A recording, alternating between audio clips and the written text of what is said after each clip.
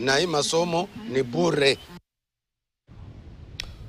Tusonge mbele mtazamaji. Takriban wakazi 150 wa kijiji cha Kapmaritime eneo bunge la Belgut kwenye kaunti ya Kericho wamekiomba chuo kikuu cha Kabianga kushughulikia kwa dharura utiririkaji wa maji kutoka chuoni humo hadi katika mashamba na nyumba zao.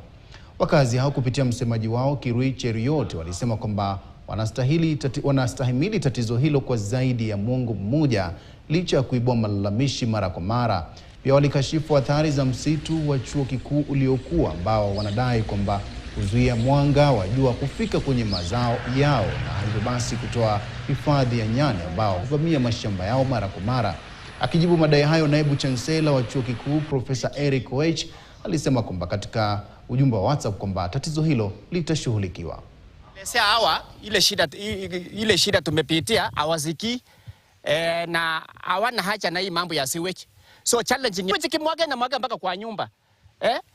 Na tumepiga report, tumeambia hawa lakini hawana haja. Na wanapokea tu makastomers yao wanafunzi lakini hawana haja na jirani. Tumepita changamoto ile kubwa kabisa ile mbaya. Ndio tukienda hata mtoni kuchota maji tunakuja kujikuna sana. Ukienda hospitali wanakuambia ni allergy. Sasa inabidi tutage maji ya mvua ndio tuoge. Homa ikikushika hapa tu unakaa tu na homa karibu mwezi 2. Sikianga kichwa kama unakuuma ukienda huko unawaambia ni malaria. Hii sewage inakaa open.